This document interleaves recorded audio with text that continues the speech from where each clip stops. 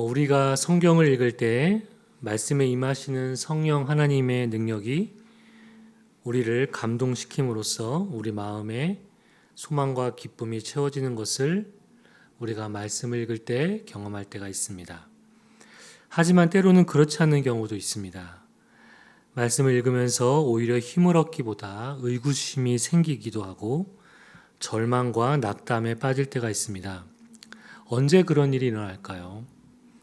성경에서 벌어진 일들이 나에게는 일어나지 않거나 성경과 비슷한 현실 상황인데도 왠지 나에게는 그 성경의 에피소드와는 전혀 다른 이야기가 내 삶 가운데 펼쳐질 때 우리는 그런 상태에 이르기도 합니다. 우리가 말씀을 읽으면서 성령 하나님이 비추시는 그 은혜의 조명 아래 있기보다 우리 마음의 그늘에 더 많이 머물러 있을 때 성경의 이야기는 나의 이야기가 아니라 우리를 향한 이야기가 아니라 남의 이야기, 나와 무관한 이야기로 들릴 때가 있습니다. 그러면서 주님에 대한 친밀감보다는 주님과의 그 거리가 더 멀게만 느껴지기도 합니다. 주님께서 내 삶에 없다고 생각하는데 이르기도 하죠. 주님이 내 삶에 계신다면 과연 이런 일이 일어날 수 있는가 하고 우리는 생각하기도 합니다. 오늘 본문에서 마리아와 마르다는 자매입니다. 그리고 그들에게는 오빠인 나사로가 있었습니다. 그런데 나사로가 병으로 죽게 되었습니다. 마리아와 마르다는 주님이 여기에 계셨더라면 내 오라버니가 죽지 않았을 것이다 라고 생각했습니다. 왜냐하면 주님은 이때 예루살렘에 계셨기 때문입니다. 이들은 나사로가 죽기 전에 사람을 예수님께서 계신 예루살렘으로 보냈습니다. 그리고 오빠 나사로가 위중하다는 소식을 주님께 알렸습니다. 하지만 예수님은 나사로가 위중하다는 소식을 전해 듣고도 곧바로 그들이 있는 베다니로 향하지 않았습니다. 오히려 주님은 예루살렘에 이틀 더 머물러 계셨습니다. 주님께서 이들을 사랑하지 않아서 우리가 생각할 때 굼뜨다고 여길 만큼 주님이 지체하고 계시는 걸까요? 그렇지 않습니다. 오늘 본문은 아니지만 그 위에 보면은 11장 5절에서 요한은 이렇게 증언하고 있습니다. 예수께서는 마르다와 그의 자매와 나사로를 사랑하셨다. 주님은 그들을 사랑하셨습니다. 나사로가 죽기 전에 예수님이 오셔서 그를 고쳐주시는 그림이 우리는 최선일 거라고 생각할지 모르지만 그것은 단지 우리의 생각일 따름이지 주님의 뜻은 이와는 달랐습니다. 어쩌면 마르다와 마리아도 우리와 같은 생각이었을지 모릅니다. 오빠 나사로의 목숨이 경각에 달린 그런 상황에서 예수님께서 속히 와주시기를 간절히 바랐을 것입니다. 무엇보다 나사로는 그들의 오빠이지 않습니까? 지금의 상황은 이들 자매가 그들의 인생에서 겪을 수 있는 가장 큰 아픔과 그런 슬픔의 시간이었을 거라는 것은 우리는 충분히 짐작할 수 있습니다. 왜냐하면 혈육의 생명과 죽음이 달린 문제이기 때문입니다. 이런 오빠가 죽음을 맞이할 수 있는 그런 급박한 상황에서 예수님은 그들과 함께 그곳에 계시지 않았습니다. 예수님이 계신 곳으로 사람을 보냈지만 주님은 제때 맞춰 오시지 않았습니다. 그래서 나사로는 목숨을 잃고 말았습니다. 살면서 우리는 이곳에 주님이 계셨더라면 하는 순간을 맞이할 때가 있습니다. 뭔가 원치 않는 일이 나에게 일어나거나 일이 크게 잘못되었을 때 우리가 내뱉곤 하는 말입니다. 아니, 주님께서 그 순간 그 자리에 있고 없고는 별로 중요하지 않고 급박하고 절박한 상황에서 주님이 강권적으로 기적과 같은 일을 우리 상황 가운데 임해서 베풀어 주시기를 바라는 마음이 사실은 더 크게 깔려 있습니다. 나의 고통의 시간에 주님은 계시지 않았고 주님은 어떤 놀라울 만한 일도 행하지 않으셨다고 생각하는 그 시간들이 살면서 우리에게 있습니다. 차라리 마르다, 마리아와 같이 주님이 3km 떨어진 옆 동네에 계시기라도 한다면 한달음에 달려가서 주님께 엎드리고 간청하기라도 할 텐데, 우리 삶에서 그런 순간에 주님은 과연 어디에 계시는지 요원하기만 한 그런 순간들과 시간들이 우리 삶에 있습니다. 부모와 자녀, 형제와 자매 같은 혈육 중 누구 하나가 아프거나 혹은 상실의 아픔을 겪게 되는 상황은 생명의 연한이 정해져 있는 인간이라면 이 땅에서 누구나 겪을 수밖에 없는 일입니다. 예루살렘과 베다니가 서로 가깝게 이웃한 그 거리만큼보다 삶과 죽음, 생명 탄생의 기쁨과 생명 소멸의 슬픔은 매우 밀접해 있다는 사실을 우리는 한 해 뒤에 지날수록 그 거리를 더욱 가깝게 느끼게 되는 것 같습니다. 죽음이 남의 이야기가 되면은 우리는 잠옷 무덤덤하다가도 그것이 나의 일로 다가와 나의 혈육에 관한 일이 된다면 이야기가 달라지죠. 우리도 주님께서 이 상황 가운데 속히 오시기를 간절히 바랍니다. 그래서 우리는 간절한 기도말을 우리의 눈물에 응축시켜서 하나님이 계신 곳으로 소리로 더 높이 올려보내기도 하고, 그리고 침묵으로 마음 깊이 더 내려보내기도 합니다. 주님이 속히 우리의 현장으로, 슬픔의 현장으로 오시기를 우리는 간절히 기도로 부르짖지만, 때로는 현실에서 주님이 그 고통의 한가운데 찾아오시는 것보다 조문객이 먼저 우리를 찾아오는 시간을 경험하기도 합니다. 마르다와 마리아에게도 마찬가지였습니다. 그들은 그렇게 애타게 찾던 주님을 먼저 맞이하기보다 조문객을 먼저 맞이해야 했습니다. 주님의 위로는 왜 이처럼 사람들의 위로보다 더디게 오고 도착하지 않는 것처럼 느껴지는 것일까요? 여기에서 우리는 간혹 주님의 사랑을 의심하기도 합니다. 주님이 나를 사랑하지 않으시는가? 주님이 우리 가족을 외면하는 것은 아니신가? 그렇지만 성경은 나사로가 죽은 지 나흘이 지나 되어 도착한 그 주님에 대해서 조문객보다 늦게 베나니에 오신 예수님에 대해서 그렇게 증언하지 않습니다. 예수님은 베다니에 도착하기 전부터, 아니 그들이 예수님을 사랑하기 전부터 예수께서 마르다와 그의 자매와 나사로를 사랑하셨다라고 우리에게 주님의 사랑을 보여주고 계십니다. 단지 주님께서는 우리가 알지 못하는 다른 뜻을 품고 계신다라는 것을 우리는 오늘 말씀을 통해 엿볼 수 있습니다. 요한복음 11장 14절 하반절부터 15절까지의 말씀 세 번역입니다. 나사로는 죽었다. 내가 거기에 있지 않는 것이 너희를 위해서 도리어 잘된 일이므로 기쁘게 생각한다. 이 일로 말미암아 너희가 믿게 될 것이다. 그에게로 가자. 주님이 하신 말씀이십니다. 마치 예수님은 나사로가 죽은 후에 불어 그곳으로 가려고 하신 것처럼 이 말씀에서 우리 느낄 수 있습니다. 왜냐하면 주님께서는 나사로의 죽음을 가리켜서 이 일이 제자들을 위해서 도리어 잘된 일이라고 말하고 있기 때문입니다. 거기에 한술 더 떠서 내가 지금 베다니에 있지 않는 것, 거기에 있지 않는 것을 기쁘게 생각한다라고까지 주님은 말하고 계십니다.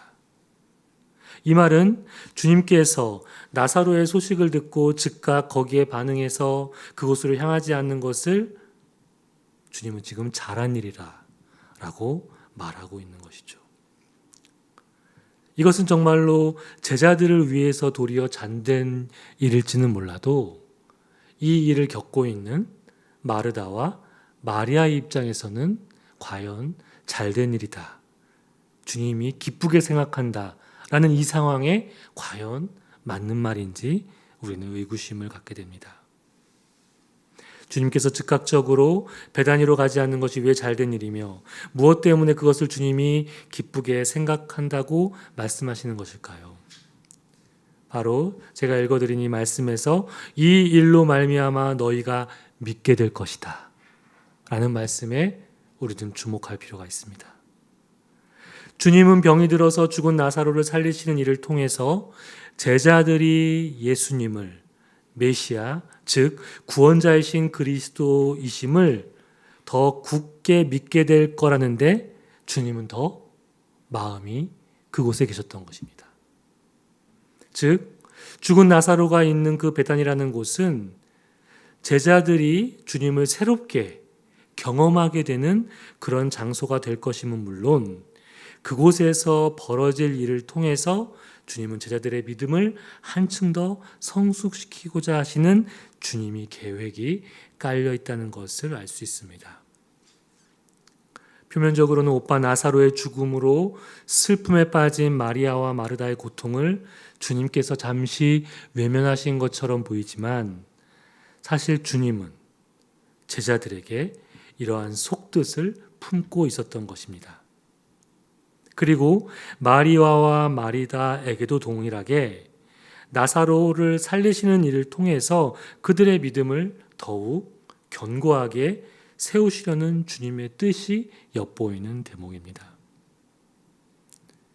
우리의 삶에 일어나는 일들이 때로는 우리가 이해할 수 없지만 주님께서는 그 일을 통해서 우리의 생각과는 다르게 그분의 뜻을 세우고자 하심이 우리 현실에서 겪는 어려움과 슬픔과 고난 속에는 서려 있다는 것을 우리가 생각해 볼 필요가 있습니다.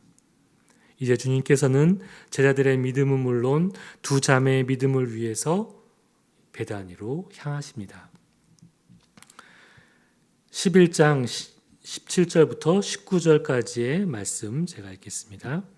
예수께서 가서 보시니 나사로가 무덤 속에 있는 지가 벌써 나흘이나 되었다. 베다니는 예루살렘에서 오리가 조금 넘는 가까운 곳인데 많은 유대 사람이 그 오라버니의 일로 마르다와 마리아를 위로하러 와 있었다.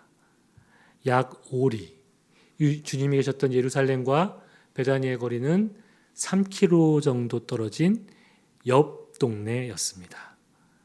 이미 그곳에 와보니까 그 일로 인해서 많은 조문객들이 와 있었죠. 주님께서는 나사로가 죽은 그리고 마르다와 마리아의 슬픔이 얼룩진 그 현장으로 향하셨습니다.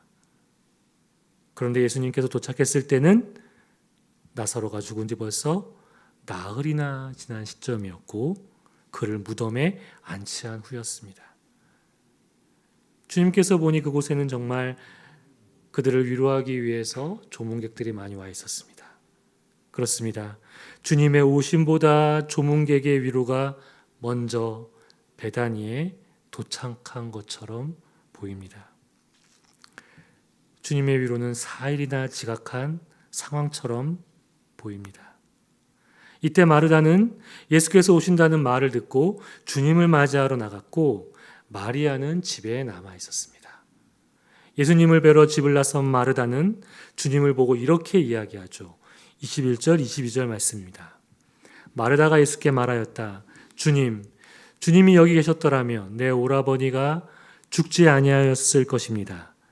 그러나 이제라도 나는 주님께서 하나님께 구하시는 것은 무엇이나 하나님께서 다 이루어 주실 줄 압니다. 마르다는 주님이 여기 계셨더라면 그리 먼 거리도 아닌데 속히 오시기라도 하셨더라면 나사로가 죽지 않았을 것이라고 주님께 말합니다. 왜 이제야 왔느냐고 하는 주님에 대한 완곡한 불만이 섞인 말처럼 들립니다. 하지만 주님께서 지금이라도 오셨으니 일말의 그런 희망을 버리지 않은 마르다의 모습도 우리는 여기서 확인하게 됩니다. 바로 이 말 때문이죠. 그러나 이제라도. 마르다는 그러나 이제라도 라는 말로 오빠 나사로에 대한 사랑과 늦게라도 오신 예수님께서 주님이 하나님께 간구하심으로 이 죽음의 상황이 역전될 수 있을 거라는 기대를 마르다는 그러나 이제라도 라는 말로 주님께 내비치고 있습니다. 주님은 이런 마리아에게 어떻게 말씀하십니까? 23절에 보면은 내 오라버니가 다시 살아날 것이다 라고 대답해 주었습니다. 그런데 마르다는 이 말을 잘못 이해했습니다. 24절 말씀입니다. 마르다가 예수께 말하였다. 마지막 날 부활 때에 그가 다시 살아나리라는 것은 내가 압니다. 마르다는 지금 바로 앞에서 그러나 이제라도 주님께서 하나님께 구하시면 하나님이 다 이루어 주실 것이다 라고 고백했는데 여기에 이 대답은 그 믿음의 고백과 사뭇 다른 반응으로 우리는 볼 수 있습니다. 지금 나사로가 다시 살아날 것으로 이해하지 않고 그렇습니다. 우리는 마지막 날에 부활 때에 우리는 다 같이 살아날 것입니다. 라고 얘기하면서 오빠 나사로가 나중에 최후에 부활할 것에 대한 이야기로 오해하면서 마르다는 듣고 있었습니다. 이에 주님께서는 결국 이 말씀을 마르다에게 하시죠. 오늘 제목인 말씀 25절 26절 말씀입니다. 예수께서 마르다에게 말씀하셨다. 나는 부활이요 생명이니 나를 믿는 사람은 죽어도 살고 살아서 나를 믿는 사람은 영원히 죽지 아니할 것이다. 내가 이것을 믿느냐? 주님은 마르다에게 그가 잘못 이해한 말을 고쳐주시면서 마지막 날 부활 때가 아니라 지금 내가 살릴 것이다 라고 이런 식으로 고쳐주면서 대답하지 않으시고 주님은 자신을 가리켜서 나는 부활이다. 나는 생명이다. 라고 조금 다르게 이야기하고 계시죠. 왜 주님은 이 상황에서 부활과 생명으로 자신을 마르다에게 계시하셨을까요? 주님께서는 당시에 많은 사람들이 마르다처럼 이해하고 있는 이 부활에 대한 이해, 즉 먼 미래에 예수님께서 다시 오실 때 사람들이 영화로운 몸을 입고 부활할 것이라는 그런 막연하게 믿고 있는 신앙에 대해서 주님은 그것은 결코 추상적인 이야기가 아니라 실제적인 이야기다라는 것을 보여주시고자 하시는 것입니다. 즉 우리가 부활을 생각할 때 어떤 생각을 많이 합니까? 지금 우리 생활과 너무 동떨어지게 생각하는 경향이 우리에게 있습니다. 그래서 현실적으로 부활이라는 말은 느껴지지 않습니다. 주님께서는 우리 머릿속에 추상적으로만 생각되는 이 부활의 시간을 지금 앞당겨서 보여주고 있는 것입니다. 무엇으로? 나사로의 죽음을 생명으로 살리시는 그것으로 부활은 이렇게 너희와 가깝게 있다라는 것을 보여주시면서 그 부활, 새로운 생명에 대한 원천이 나에게 있음을 그들에게 알려주시고자 하시는 것입니다. 주님은 그리고 이렇게 말씀하신 이유는 앞으로 자신이 십자가에 못 박혀 죽은 다음에 사흘째 되는 날에 다시 부활하실 것을 염두에 두고 하시는 말씀이기도 합니다. 하지만 그보다 먼저 나사로를 살리시는 일이 그것이 어떻게 현실이 되는지를 지금 보여주시고자 하시는 것이죠. 우리는 예수님을 나의 구원자로 영접하면서 새 생명을 얻은 사람입니다. 그리고 우리는 육체의 죽음을 다하는 날 그것이 끝이 아니라 다시 오실 재림의 예수 때에 우리가 영화롭게 부활할 것을 믿는 자들입니다. 하지만 우리는 우리가 얻은 생명을 의심합니다. 나사로를 살리시는 일은 왜 예수 그리스도를 믿는 일이 새 생명을 얻는 일이며 우리가 육체적으로 이 땅을 살다가 죽은 이후에도 우리가 왜 생명을 가진 몸으로 다시 부활할 것이라는 것이 거짓이 아니다라는 것을 주님께서 미리 그들에게 보여주고자 하시는 그런 아주 중요한 일입니다. 또한 우리는 부활을 의심합니다. 왜냐하면 그건 나중의 일이라고 생각을 하기 때문에 지금의 나와는 믿는 우리조차 무관하다고 여기기 때문입니다. 주님은 그것에 대한 우리의 의심을 불식시켜 주시면서 나흘이나 기다리면서 죽은 나사로를 다시 살리시면서 너희가 새 생명을 얻는 것이 추상적인 일이 아니라 실제적인 일이고 그것은 너희가 이 땅에서 죽었을 때에 죽은 이후에 다시 부활할 몸으로 살아날 것이라는 것을 주님은 보여주시고자 하신 일이 바로 나사로를 살리신 이야기 속에 들어있다는 것을 우리는 알아야 합니다. 나사로는 죽었습니다. 하지만 오늘 본문 이후의 말씀을 읽어보시면 주님께서는 무덤에 있는 나사로를 살리시는 것을 우리는 볼 수 있습니다. 우리는 나사로의 이야기에서 우리 현실에서는 벌어지지 않는 기적을 오버랩시키면서 낙심할 때가 있습니다.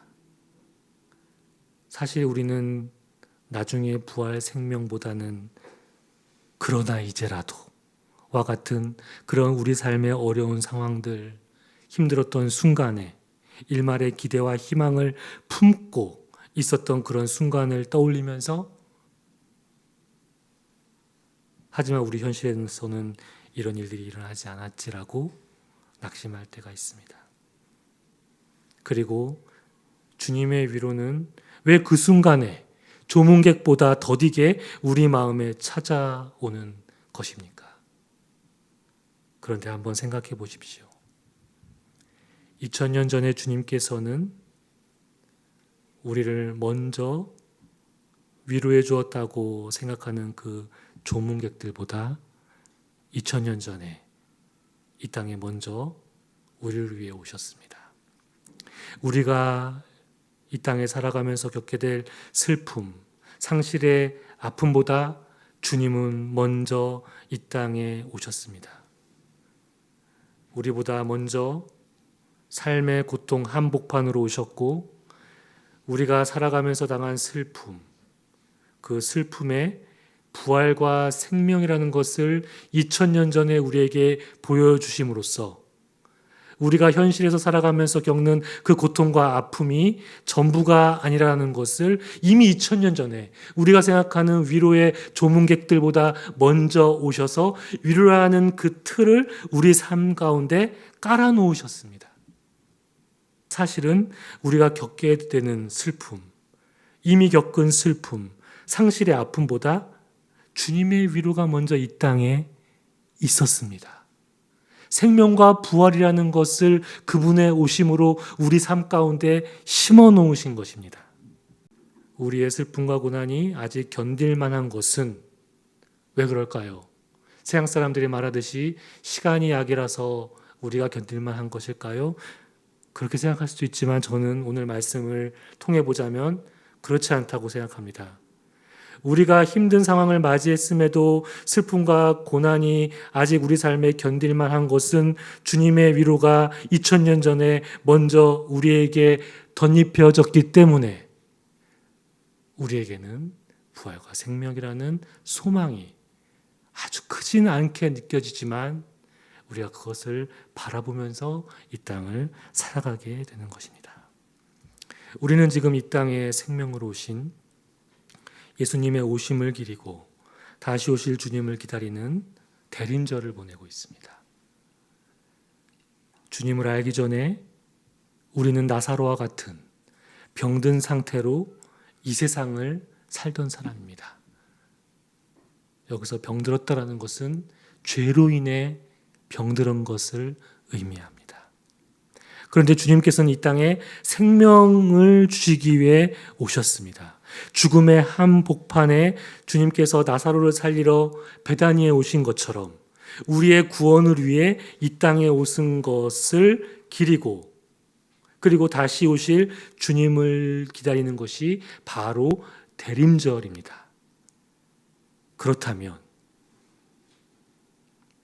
주님이 오실 때 우리는 새로운 영화로운 몸을 입고 부활하게 될 것인데 그렇다면 이 대림절에는 무엇이 내포되어 있습니까? 우리에게 생명을 주신 주님의 그 사랑, 그리고 다시 오실 주님을 기다린다 했을 때 우리가 영화로운 몸을 입게 될 그 부활, 그 부활에 대한 약속이 이 대림절에는 포함되어 있습니다. 부활절에만 이 본문을 읽는 것이 아니라 제가 말씀을 묵상하다 보니까 이 대림절에도 이 부활에 대한 약속, 다시 오실 주님을 기다리기 때문에 여기에도 부활에 대한 약속이 포함되어 있다는 것을 알게 되었습니다. 그래서 우리는 더 이상 죄에 물들어 병든 채로 이 세상을 살아가지 않습니다. 비록 몸은 쇠하여지고 육체적인 죽음을 맞이할지라도 주님께서 우리에게 나는 부활이요 생명이니 라고 하신 말씀은 이 땅에서 겪는 우리의 고난과 슬픔 너머에 기쁨이 있음을 우리에게 말씀하고 있는 것입니다. 하지만 이것은 주님께서 내세적인 것만을 염두에 두시고 이 부활과 생명을 말씀하셨을까요? 부활은 우리의 육체가 죽은 뒤 다시 오시는 예수님으로 인해 일어나는 그 일일 뿐 아니라 우리 삶 속에서도 우리가 예수 그리스도의 생명으로 이 땅을 살아갈 때 엄연히 이 땅에서도 부활의 삶이 무엇인지를 우리 삶 가운데서 경험할 수 있고 맛볼 수 있다는 것을 우리에게 말해주고 있습니다. 왜냐하면 이 땅에서 우리가 비록 살아가지만 주님께서는 부활과 생명의 원천이 되시기 때문에 우리가 그분과 이 땅에서 일치되는 삶을 살아가고자 살아갈 때에는 바로 그 삶 가운데 우리는 부활의 생명을 맛보는 그런 일들이 우리에게 일어날 줄 믿습니다. 우리는 대림절을 보내면서 우리의 고통과 슬픔 너머에 우리를 위해서 미리 위로를 우리 삶 가운데 깔아주신 주님을 바라보길 원합니다. 그러면서 이 땅을 살아가면서 다시 우리를 생명으로 인도하는 그 주님의 손길이 우리 삶에 가득하기를 소망합니다. 오늘 말씀을 통해서 나의 영적 가슴과 가정, 교회, 공동체에게 다가온 하나님의 마음에 머물러 침묵으로 주님과 대화를 나누겠습니다.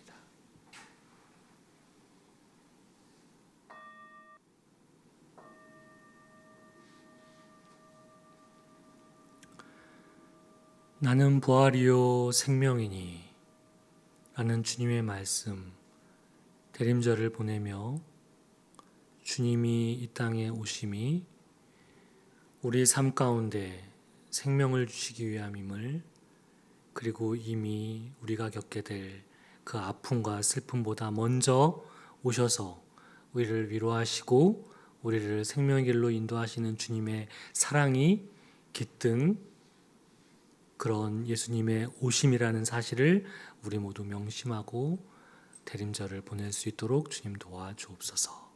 예수님 이름으로 기도드립니다. 아멘.